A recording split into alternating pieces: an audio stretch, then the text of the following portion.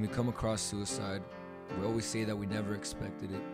But was it really unexpected, or were you just choosing to ignore it? There's 4 main reasons why suicide happens unexpectedly, and why I stopped checking on my sister. The first is fear. I didn't want to get vulnerable and talk about something so serious. I thought that if I brought it up, that she would only get sadder, and that I would only be reminding her, as if she forgot she was depressed or something. The second main reason, the reason why you aren't doing it either, was because of a constant delay and denial. Constantly assuming that she's fine, and constantly delaying asking her about it. Always waiting for the right moment to fix our relationship and see what's going on with her. Always waiting for the right time, for when she's crying or looking sad.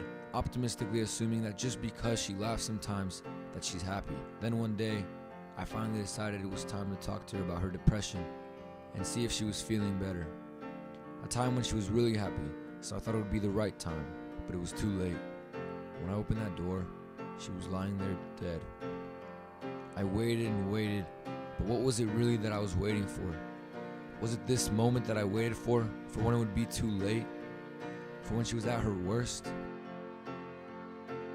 The third main reason is disbelief, or optimistic ignorance. Believing that no one in their right mind would actually kill themselves, and that the universe would never let me experience something so traumatic.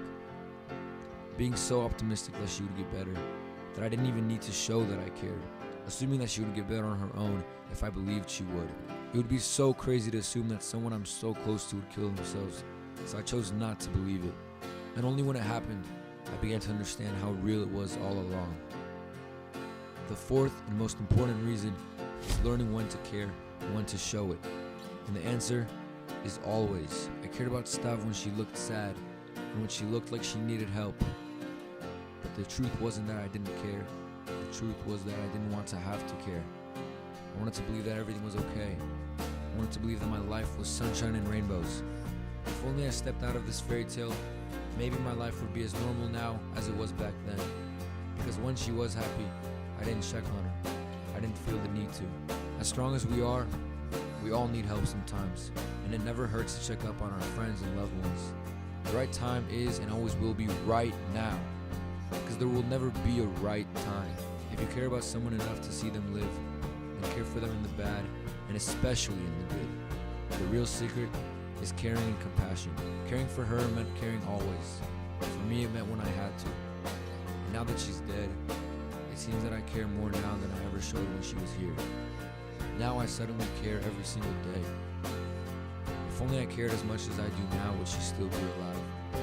So my advice to you is a decision. To decide at what point you prefer to care more.